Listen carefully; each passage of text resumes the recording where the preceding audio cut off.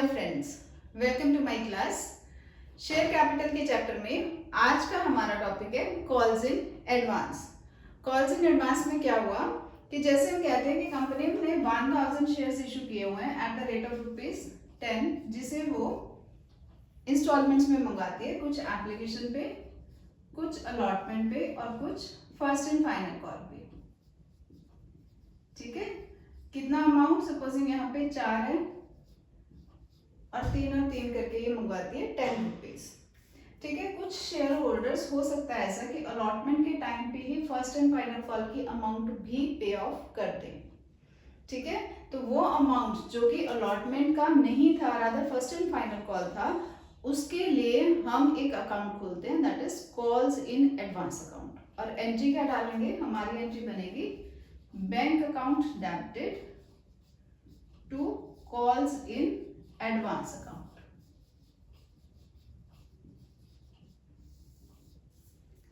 ठीक है, जैसे इस केस में मैं कहती हूँ, सपोजिंग कि 100 शेयर होल्डर्स जो थे उन्होंने कॉल्स की अमाउंट भी अलॉटमेंट के साथ दे दी, तो अब हम यहाँ पे क्या लिखेंगे, bank account debited to calls in advance amounted ₹100 into 3, 300 रुपए कंपनी को एडवांस में कॉल्स, फर्स्ट कॉल के मिल गए हुए हैं at the time of allotment.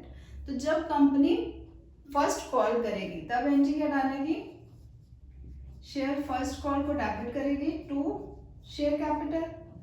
ठीक है, ड्यू करेगी ना पहले अमाउंट को, ड्यू कितने करेगी, 1000 into 3 करके 3000। और जब रिसीव करेगी अमाउंट तब एंट्री क्या डालेंगे, हम बैंक को डेबिट करेंगे। ये कॉल्स इन एडवांस जो ऑलरेडी रिसीव हो चुका है at the time of allotment, उसे हम डेबिट कर देंगे टू शेयर फर्स्ट। ठीक है, शेयर फर्स्ट कॉल में आएगा 3000। इस टाइम पे ये तो जो 300 आपने पहले ही रिसीव कर लिया था at the time of allotment, उसे हम डेबिट कर देंगे। बाकी का पैसा 2700 जो है that will be received at the time when first call was made. ठीक है, इसी पे एक फुल फ्लेश्ड क्वेश्चन हम करके देखते हैं, तो ये टॉपिक हमारा बिल्कुल क्लियर हो जाएगा। अब जैसे हमारा क्वेश्चन है कि एक कंपनी इशू करती है 10,000 शेयर्स ऑफ ₹10 ईच, एप्लीकेशन पे ₹3, अलॉटमेंट पे ₹3, फर्स्ट एंड फाइनल कॉल पे वो ₹4 कॉल करती है। कहते हैं one share holder holding 200 shares paid first call with allotment money. ठीक है, that means calls in advance है, कितने शेयर्स पे, 200 शेयर्स पर। And another share holder did not pay the allotment money on 300 shares, और एक ने allotment money नहीं दी है। 200 शेयर्स वालों ने एडवांस में पेमेंट कर दी है और 300 शेयर्स वालों ने अलॉटमेंट मनी ही पे नहीं किया। That means that is the case of calls in arrears. Calls in arrears पे फुल फ्लैश्ड मैंने वीडियो बनाई थी अपनी पिछली, अगर आपको किसी तरीके का डाउट है तो पहले आप वो वीडियो चेक कीजिए। And paid it with the first call. ठीक है, ये जो उसने अलॉटमेंट मनी अलॉटमेंट के टाइम पे नहीं दी थी, वो उसने पे कर दिया at the time of first and final call. अब कहते हैं पास द जर्नल एंट्रीज। तो हम कैसे करेंगे, सबसे पहले हमें एप्लीकेशन मनी रिसीव होगी, एंट्री हम डालेंगे bank account debited to share application account. ठीक है जी, पहले एप्लीकेशन मनी मिलेगी कंपनी को, कितने शेयर्स पे, 10,000 शेयर्स पर ₹3 के हिसाब से, दैट विल अमाउंट टू ₹30,000। ठीक है, फिर एप्लीकेशन मनी को हम ट्रांसफर करेंगे in the share capital account. तो हम एंट्री डालेंगे share application account debited to share capital. ठीक है, ये तो सिंपल एंट्रीज है जो अभी तक हम डालते आ रहे हैं विद ₹30,000। अब क्या करेंगे, हम अलॉटमेंट की अमाउंट ड्यू करेंगे। ठीक है, उसकी एंट्री डालेंगे हम share allotment account debited to share capital. कितने शेयर्स पे करेंगे हम, 10,000 शेयर्स पर ₹3 के हिसाब से, अलॉटमेंट कितने की है, 3 की, तो ये बनेगा हमारा 30,000। अब अलॉटमेंट के टाइम पे क्या हो रहा है, 300 शेयर होल्डर्स ने अलॉटमेंट मनी नहीं दी है। ठीक है, तो हम क्या करेंगे, बैंक अकाउंट को हम डेबिट करेंगे, कॉल्स इन एरियर एरियर हो गए ना हमारे, उसको भी डेबिट करेंगे, टू लिखेंगे शेयर अलॉटमेंट अकाउंट। अब इस टाइम पे हमें क्या हो रहा है कि एडवांस में भी पैसा मिल रहा है, 200 शेयर्स पर एडवांस भी मिल रहा है, तो हम इसके लिए भी लिखेंगे to calls in advance account. ठीक है, अब अमाउंट कैसे कैसे आएगी वो चेक करो। ठीक, कॉल्स इन एरियर, कितने शेयर्स पर एरियर है, 300 शेयर्स पर, 300 शेयर्स पर अलॉटमेंट मनी कितनी है आपकी, 3 रुपीज के हिसाब से, तो दैट मीन्स 900 जो है यहाँ पे हमारा एरियर चल रहा है। एडवांस में कितना जाएगा हमारा, 200 शेयर्स पे एडवांस है, उन्होंने फर्स्ट कॉल की ही अमाउंट भी दे दी हुई है, तो फर्स्ट कॉल पे है 4 रुपीज, तो दैट मीन्स 800 रुपीज हमारे कॉल्स इन एडवांस में जाएंगे। ठीक है, तो अब अलॉटमेंट के टाइम पे कितना पैसा रिसीव होना था, हमें होना था 30,000 का। देखो अभी थोड़ी सी कैलकुलेशन चेक करो, 30,000 का अमाउंट हमें रिसीव होना चाहिए था, बट कॉल्स इन एरियर्स हमारे हो गए 900 के, वो हम लेस कर दें क्योंकि ये पैसा हमें नहीं मिलने वाला। तो कितना अमाउंट हो जाएगा, 29,100 कंपनी के पास अलॉटमेंट का रिसीव होगा। ठीक है, बट क्योंकि हमें एडवांस में भी पैसा मिल रहा है 800 रुपीज, तो वो भी ऐड होगा, तो कितना बना 29,900 का अमाउंट बैंक में रिसीव होगा, तो ये यहाँ पे आएगा 29,900।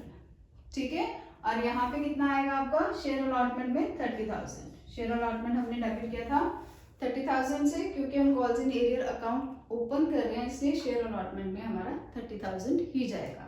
देखो डेबिट और क्रेडिट दोनों सेम अमाउंट्स आ गए हैं। ठीक है, ये एंट्री समझ आई है। कॉल्स इन एरियर्स में जितना अमाउंट हमें अलॉटमेंट पे नहीं मिला उतने शेयर्स पे हमने एरियर शो कर दिया, कॉल्स इन एडवांस में जितने शेयर्स पे हमें एडवांस में पेमेंट मिल गई है वो हमने शो किया।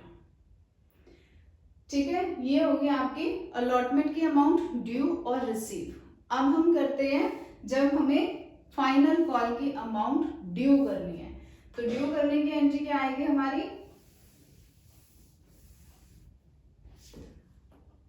फर्स्ट कॉल की अमाउंट जब हम ड्यू करेंगे तब हमारी एंट्री क्या बनेगी, share first and final call debit करेंगे हम,